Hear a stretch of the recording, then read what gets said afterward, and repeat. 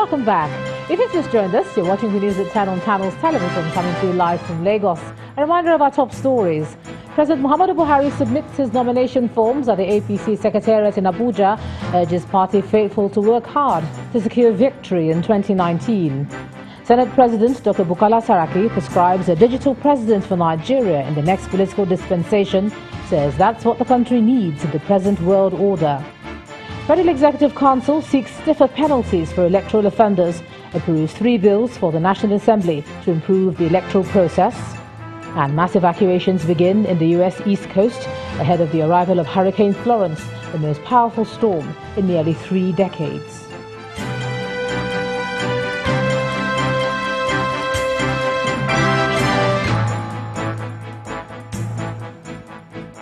ChannelTV.com has more information for you, and on youtube.com/channelsweb you can watch our videos.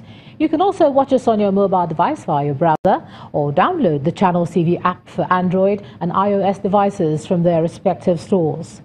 Besides giving you access to news updates on the go, the Channels TV and Channels 24 app has an eyewitness feature that you can use to share pictures, videos or news of happenings around you. Just install the app, then tap and swipe to reveal the menu, and then follow the instructions. The Federal Executive Council has approved 3 bills for passage by the National Assembly. The bills seek to enhance the country's electoral process and entrench accountability in the conduct of the elections. Now, this forms part of the Council's resolutions at its meeting presided over by President Muhammadu Buhari. Our State House correspondent Ibrahim Adra reports. It's the first meeting of the Council since the President's return from China. Members were briefed on the earth tremor that unsettled residents of some parts of the Capital Territory.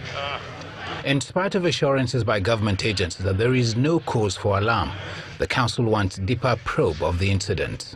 We have realized that there is tremendous amount of local capacity in various government agencies where we have experts who would be able to study this, and accordingly Council has decided to set up a small ministerial committee with membership from the Ministry of Science and Technology, because 1 or 2 of their agencies have expertise with respect to this kind of phenomena, and then the Ministry of Works and Housing, then the Ministry of Solid Mines and Solid Mineral Development, and of course the FCT.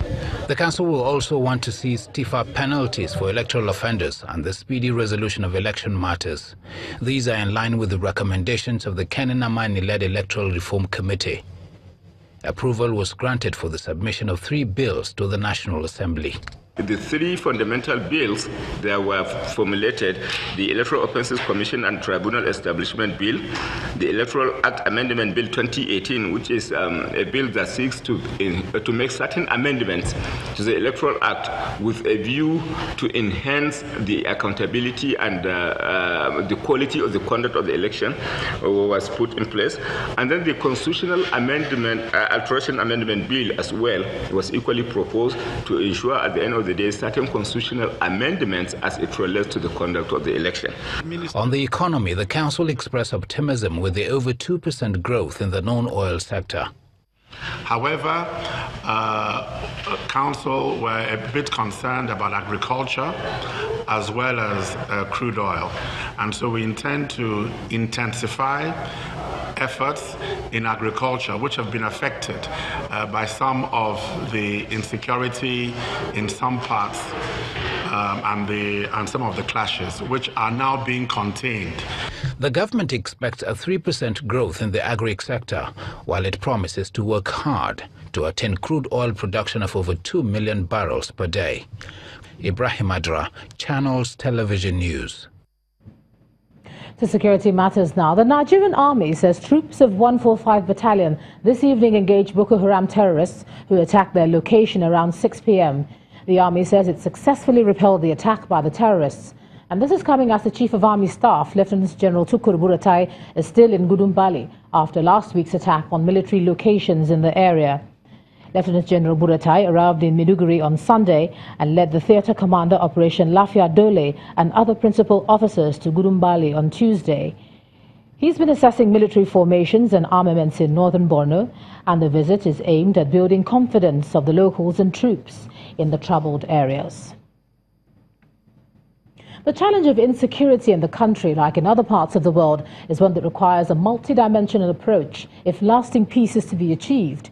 While security forces in the country work together to tackle the challenge, the changing faces of insecurity in the different regions of the country must also be considered. In this report, our correspondent Kayode Okikiolu takes a look at the trends in security across the country. There was a time in Nigeria when insecurity was mostly synonymous to terrorism, largely as a result of insurgency in the northeast region of the country. During that period, the operational terms included suicide bombings, mass kidnappings, community invasions, and IDPs. Today, Nigeria's insecurity lexicon appears to be expanding to include terms like armed bandits, communal crisis, cattle rustling, farmers-herdsmen clashes, and more, with states outside the northeast recording striking cases of violence. The accident resulted to the death of late 98 NA/46/26. As the Commander-in-Chief, President Muhammadu Buhari has had to address the issue of insecurity, not just in the northeast, but in other parts of the country. There are pockets of violence in several states, some deliberately instigated by disgruntled politicians who have lost all arguments and are desperate to cause mayhem as a way of seeking relevance. On Thursday, September the 6th, suspected herdsmen killed 3 policemen in Taraba State, southern Nigeria.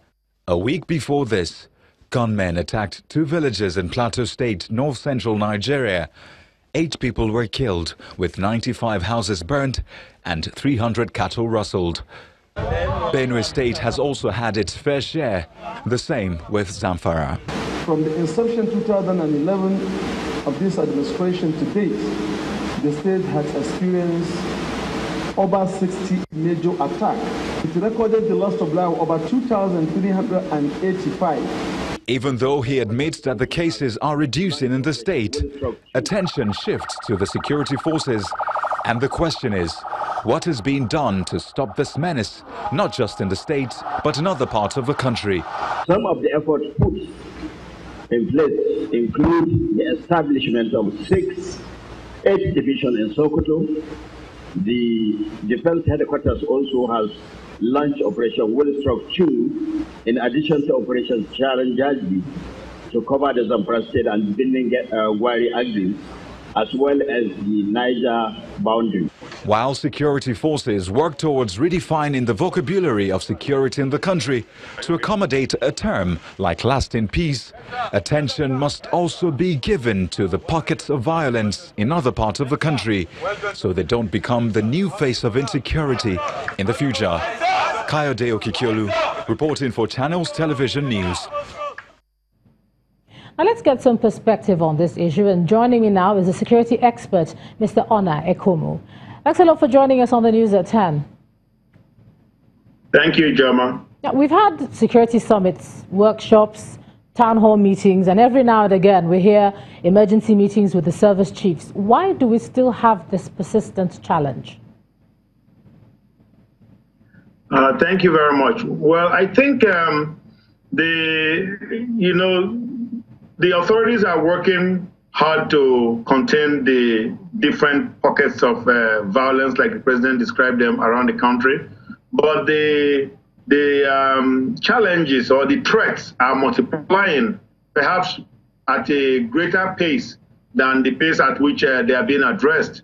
And that is probably one of the reasons why there seems to be an increase. Now, why are the challenges outstripping the resourcing? That is the resourcing that's being addressed to them.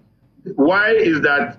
The risk assessment, the risk management profile, what we call risk mapping, is not firmly in place in the country. Now, what do I mean by that? When there is a problem, when it's still far afield, that is when security experts in the government service, like in the Office of the National Security Advisor or within state government or wherever they may be, that's when they are supposed to sense. You must have a tripwire mechanism in society for determining that something is going to eventually result in increased violence. And it is at that point in time you start addressing it so that you can cure a problem when it's still small. But when you wait for it to become a behemoth, then it tends to drain a lot of resources like we are seeing happening in the country now. Yeah, I know you've talked about risk. Yeah, you've talked about risk mapping, but there are those who say that there is no one-size-fits-all solution to security because of the nature of the challenges that we have. What is happening in the Northeast is different from what you find in the Northwest or even the South. You know, each region has its own peculiar security challenge. So what sort of approach do you think the government should take? Well, yes, that's why I said that the risk mapping is a better way to go, because what are we doing here with risk mapping? We want to look at, first of all, what is the threat matrix? What are the vulnerabilities? And then, you know, of course, we know that every Nigerian life matters. So which one are we ready to let the bad guys take away from us? And I believe the answer to that would be no one. So that means that when a threat is still developing, and there are so many threats even right now that are developing. I can give you one, for example, that is in the public domain. The Islamic Society of Nigeria threat in Kaduna is still a developing threat, you know, right there. And here you have an organization that has like 5 million people. And if we don't handle that issue properly, you have potentially several 100,000 fighters there. And we don't want it to get to that. So what you do now is you use a combination of military, law enforcement, judicial, and political tools or mechanisms to try to resolve this problem so that it doesn't become a shooting war. Let me give you a very small example of how a small problem becomes a big one. And this is almost like the president's speech on his inauguration day in 2015. Now,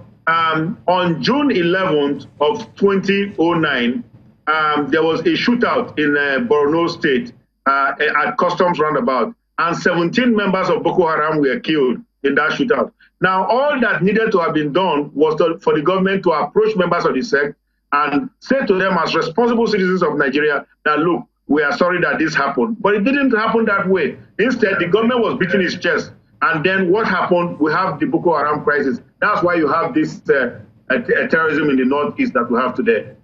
All right, thank you so much. Yeah. Would you like to finish your final point? Thank you for having me on your program, ma'am. Okay, security expert Mr. Honor Akuma, thanks a lot for sharing your thoughts on the News at 10 tonight. And when the News at 10 returns, Nigeria incentive base rate sharing system for agriculture lending develops an innovative transport system to address haulage bottlenecks. The John Scam.